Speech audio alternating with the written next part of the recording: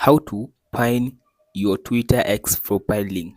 In this video, I'll show you step by step on how to get or how to copy X profile link. After you open your phone, now go and open your X app, that's Twitter. So after you open your Twitter X, as you can see now, allow it now to finish loading. So after it finish loading like this, all you have to do now, you can tap on the profile at the top right side. Open your profile. After you come to your profile like this, now you can tap on this, as you can see now, your profile icon again. So as you can see now, here is now my main profile.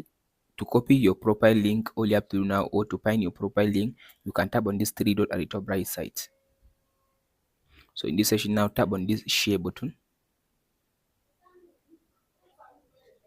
So under this share button, as you can see now, here is now my profile link. As you can see now, here is the profile link. Now here is it. All you have to do now, you can tap on this copy button to copy the profile link. So now I copy my profile link. That's it guys on how to find or how to copy your X profile link. Hope this video helps you out. Don't forget to like, subscribe and share. Thank you for watching guys. We'll meet in the next video.